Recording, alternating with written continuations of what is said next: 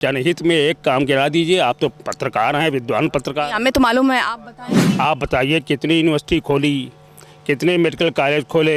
तो केवल बातों से नहीं होता। हमने बहुत काम किया, हमने बहुत अरे भाई काम गिराओ तो। जनहित में आपने कौन से काम किए? कितने वर्षों से छात्र संघों के चुनाव नहीं हो रहे, क्यों? अभी भाजपा 370 का जनता पेट नहीं भर जाएगा। नौजवान मारा मारा घूम रहा है, नौकरी नहीं मिल रही। इनका जेपी नड्डा का गड्ढा पहले ही भर जाता है कि मैं इतने पार होने वाले, इतनी सीटें हमें मिलने वाली। कैसे पता है आपको? सरकार बनी हुई 2 महीना हो गया, अब आप कहाँ गया वो 450 रुपये का सिलेंडर? तो ये इतने कुकर्म करते हैं। ये कोई राजनीतिक व्यक्ति नहीं है, ये एक सिंडिकेट है, ये गुंडे, ये गुंडों का गिरोह है।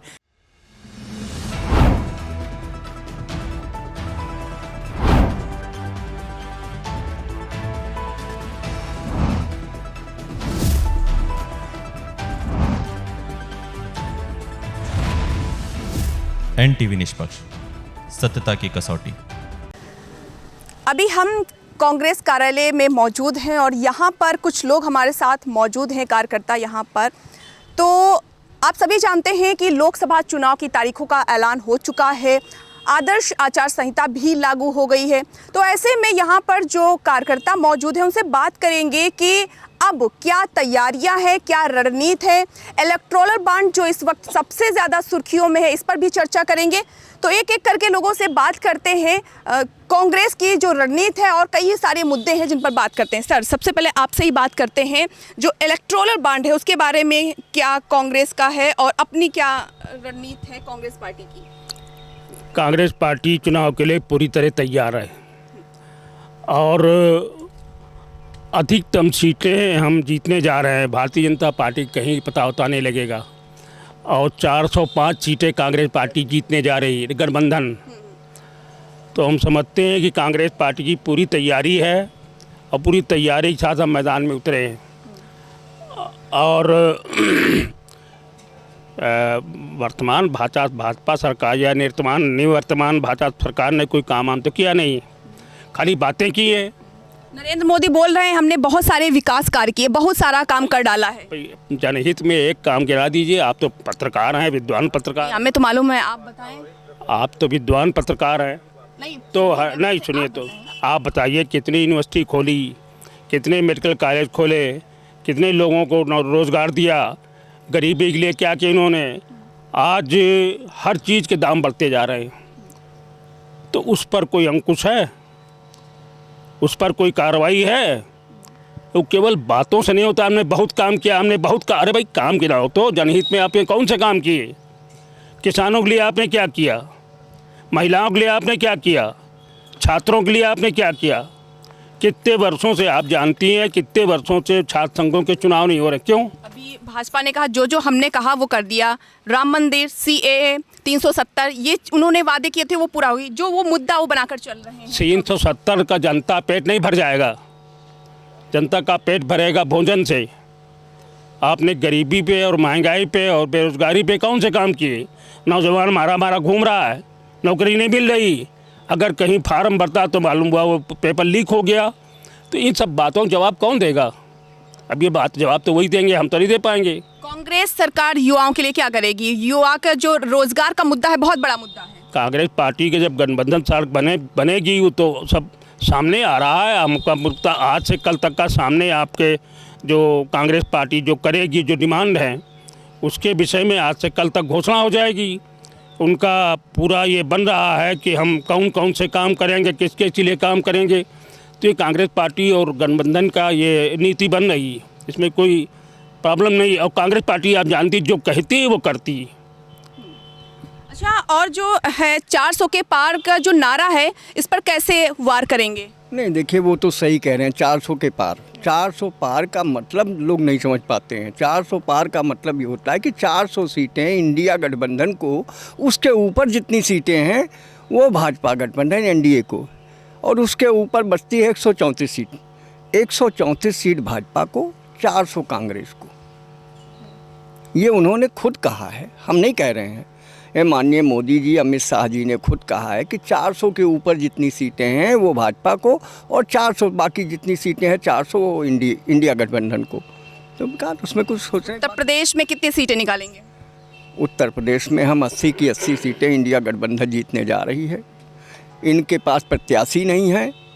ये बहुत चिल्ला रहे थे मैं प्रत्याशी बदलूंगा, इतना डर गए हैं कि प्रत्याशी भी बदलने की हिम्मत नहीं कर पा रहे हैं।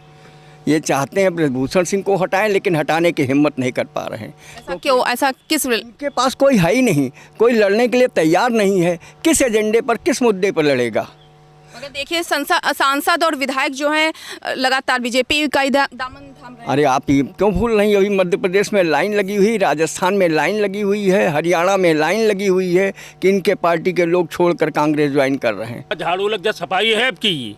हर आदमी परेशान है, कोई आदमी पसंद नहीं है। आप देखिए, या किसी से बात करिए, व्यापारी से बात करिए, एक सर्विसमैन से बात करिए, फोर्स से बात करिए, विद्यार्थी से बात करिए, नौजवानों से बात करिए, किसानों से खुश कौन है इनसे?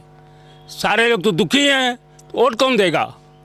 तो इसलिए हम कह रहे हैं, इसी बेस में कह रहे हैं, कांग्रेस और गठबंधन 404 सीटें जीतेगी। सर, राहुल गांधी की जो 14 जनवरी को मणिपुर से भारत जोड़ो न्याय यात्रा निकली थी, क्या इसके बाद रुझान देखने को मिल रहा है जनता का? वो तो आपको मालूम है, पूरा देश देख रहा है, जनता राहुल गांधी की तरफ देख रही है और इसमें कोई दो राय नहीं है। ये जो मोदी सरकार थी, इससे लोग जो है तबाह हो गए हैं। आज जो ये कह रहे हैं कि 400 के पार हम आएंगे, तो पहली बात तो ये ईवीएम मशीन के भरोसे कह रहे हैं। जो ईवीएम मशीन है वो उसी पर ये डिपेंड है, क्योंकि देखिए अभी इन्होंने चुनाव आयोग का जो चुनाव किया है, इन्होंने सुप्रीम कोर्ट ने कहा था कि एक प्रधानमंत्री रहेगा, विपक्षी दल का नेता रहेगा और एक सुप्रीम कोर्ट का जज रहेगा। आनन फानन में वो तुरंत आदेश वो पार्लियामेंट में पारित कर दिए कि सुप्रीम कोर्ट का जज नहीं रहेगा। क्या कारण है उनका? सुप्रीम कोर्ट के जज को नहीं रखना चाह रहे हैं। प्रधानमंत्री खुद रहेगा, एक उनके कैबिनेट का मंत्री रहेगा और विपक्ष का नेता। तो विपक्ष का नेता उसमें क्या करेगा? 2 वोट तो इनके है ही हैं। तो ये दिखावा कर रहे हैं चुनाव आयोग का कि चुनाव आयोग का गठन हो रहा है। 2 चुनाव, एक इनका रिटायर हो गया था कमिश्नर, दूसरा कमिश्नर इस्तीफा दे के भाग गया। वो बेचारा डर गया कहीं सरकार बदली तो हमारे ऊपर जांच न शुरू हो जाए, इस डर से उसने इस्तीफा दे दिया और ये फिर 2 चुनाव आयोग नियुक्त कर दिए। अच्छा, ईवीएम को लेकर आपने बात कही, ईवीएम को हमेशा एक मुद्दा बनाया जाता है चुनाव के। ये वो जो मोदी सरकार है, ये इसी के भरोसे कह रही है कि 400 के पार आएंगे हम, जबकि जनता इनके खिलाफ है। भाई जो मैनिफेस्टो था उनका बेरोजगारी का कि 2 करोड़ रोजगार देंगे हम हर साल, दिया उन्होंने। 30 लाख का वादा। जो हमारे युवा हैं, जो ग्रेजुएट हैं, आईटी किए हुए हैं, अच्छे पढ़े लिखे हैं, साइंटिस्ट है, वैज्ञानिक हैं, उनके लिए रोज़गार नहीं है। वो कह रहे हैं पकौड़ा तलिए। रोजगार की बात सर कर रहे हैं। झारखंड में गठबंधन की सरकार है, वहाँ पर अभी भी रिक्तियाँ खाली पड़ी हैं। नहीं, देखिए मौका मिलता है तब भरते हैं। बहुत पहले से संख्या बहुत बढ़ गई है युवाओं की, तब से बहुत पहले से पड़ी हुई। नहीं तो करने का मौका दो, उससे तो पहले ही कुछ ना कुछ कर देते हैं ये लोग। जहाँ सर युवा तो नौकरी चाह रही है ना, अगर युवा को नौकरी मिल गई फिर से सरकार बनेगी। नहीं, वो ठीक है। देखिए आप ये कह रही हैं, चलो ठीक है, आपकी बात मानते हैं, रोज़गार मिलना चाहिए। हम यही बात तो कह रहे हैं, इसी पे तो यही लड़ाई है कि जो युवा हैं उनको रोज़गार मिले। ये जो इनका मैनिफेस्टो था, एक भी पूरा नहीं किया इन्होंने। ये अब मान लीजिए मामूली बात, गैस सिलेंडर जो है वो जहाँ जहाँ हमारी सरकार है 500, हम बोले थे 500 में है, आज भी मिल रहा है। ये क्यों नहीं कर रहे हैं 500? भाई जहाँ से गैस आ रही है या पेट्रोल आ रहा है, सस्ते दामों पे आ रहा है, ये इतना टैक्स लगा दे रहे हैं कि महंगा हो जाए। बिल्कुल इसी वजह से महंगा है। 100 रुपये कम किया था 8 मार्च को महिला दिवस पर। हाँ, तो भाई जहाँ 400 का सिलेंडर था वो 1200 तक चला गया। एक बार 200 इन्होंने किया कम, फिर 100 कर दिया इन्होंने कम। तो इस तरह थोड़ी होता है, आप 1000 बढ़ा दीजिए और उसमें से 200 कम कर दीजिए, 300। और भी हम लोगों से बात करेंगे। सर, आपकी क्या राय है कांग्रेस पार्टी को लेकर और जो सत्ताधारी पार्टी है उसको लेकर?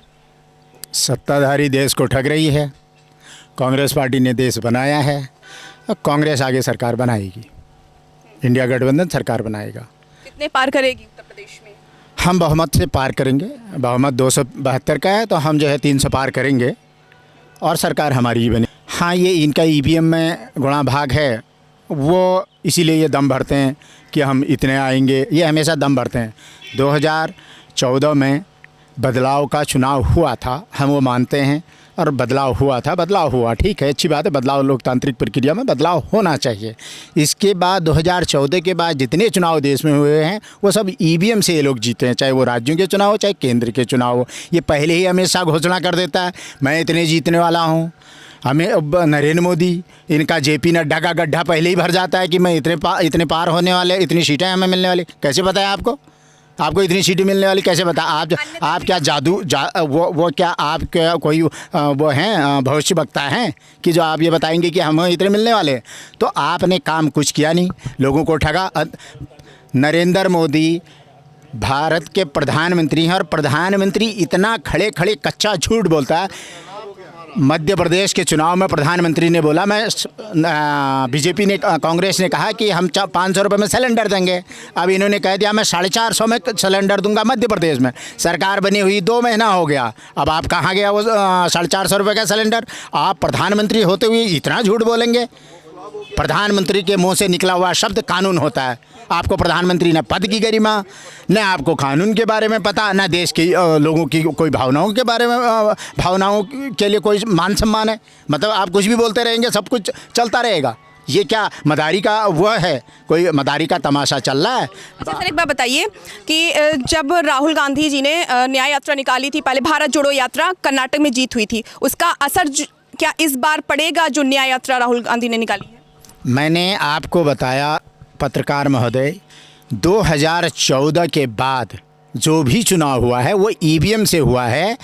और राहुल जी की यात्रा से फ़र्क इनकी सरकार आने के बाद ही फ़र्क पड़ गया था पूरे देश के अंदर कि इनको वोट मिल नहीं रहा है। वोट सब ईवीएम से मिल रहा है, वोट सारा कांग्रेस को मिलता है और वो ईवीएम में दिखा करके अपना ले लेते हैं। यदि ईवीएम में कहीं पर ईवीएम ठीक भी है या उसकी प्रोग्रामिंग इनके हिसाब से नहीं हो पाई तो भी ये काउंटिंग रुकवा करके, या फिर अभी आपने चंडीगढ़ मेयर का देख लिया कि ज़बरदस्ती जो है उसको जितवा के हरवा दिया है ना, जीते हुए को हरा दिया। वो तो धन्य हो सुप्रीम कोर्ट ने जो है आईना दिखा दिया। तो ये इतने कुकर्म करते हैं, ये कोई राजनीतिक व्यक्ति नहीं है, ये एक सिंडिकेट है, ये गुंडे हैं, ये गुंडों का गिरोह है। ये जैसे चाहेंगे वैसे चलेगा। अब आपको याद होगा कि अमित शाह जी ने दिग्विजय सिंह जी को एक बार पार्लियामेंट के अंदर कहा था कि होगे तुम बहुत 9 बार के सांसद, तुमको बहुत पार्लियामेंट का भरोसा होगा, लेकिन मेरी बात सुननी पड़ेगी तुमको। सुनोगे कैसे नहीं?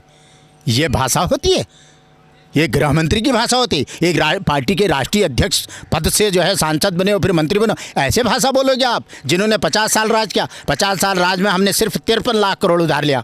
हमने ITI बनाई, हमने पॉलिटेक्निक बनाए, हमने इंजीनियरिंग कॉलेज बनाए, हमने नेशनल इंजीनियरिंग कॉलेज बनाए, हमने IITs बनाई, उसके बाद हमने एम्स बनाया नेशनल लेवल पर, फिर नेशनल मेडिकल इंस्टीट्यूट बनाए, उसके बाद हमने रीजनल मेडिकल कॉलेजेस बनाए, फिर उसके बाद हमने डिस्ट्रिक्ट हॉस्पिटल, ज़िले में 2-2 अस्पताल हैं, एक महिला है एक पुरुष है, उसके बाद रेफरल हॉस्पिटल बनाया हमने तहसील में, उसके बाद हमने PSC बनाई वहाँ पर हर ब्लॉक में, 600 से ज़्यादा ब्लॉक थी।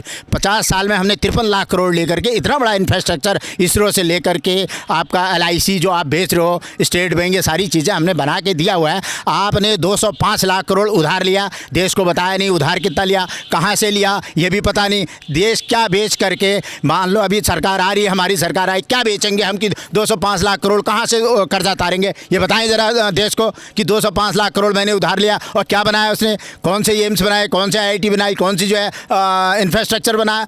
विकास हो रहा है, विकास शब्द ज़रूर है लेकिन विनाश उसके अंदर 100% विनाश है।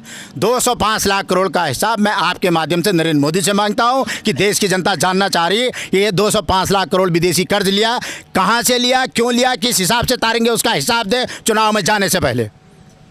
और भी सर आपसे भी बात करेंगे, जानना चाह रहे हैं ये जो वोटिंग की पारदर्शिता है वो कैसे होनी चाहिए? पारदर्शिता हमेशा बैलेट पेपर से होती रही। जो बड़े बड़े जिन्होंने वैज्ञानिकों ने, जापान ऐसे देश, उन्होंने जो जांच किया था पहले ईवीएम का, और वो अब बैलेट पेपर से करा रहे हैं।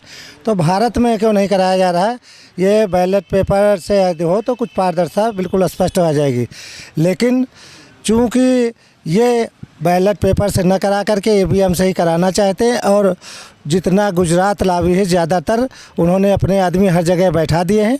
ईवीएम के जरिए से उनका लाभ हो रहा है और इसीलिए ईवीएम से करा रहे हैं। लोगों का कहना है कि यहाँ पर उत्तर प्रदेश में नहीं बल्कि पूरे देश में भारी बहुमत से जीतेगी Congress party. Camera person Hemant के साथ मैं मधुमिता, NTV निष्पक्ष, लखनऊ। देश विदेश की ताज़ा खबर पाने के लिए हमारे चैनल NTV निष्पक्ष को सब्सक्राइब करें व बेल आइकन दबाना ना भूलें।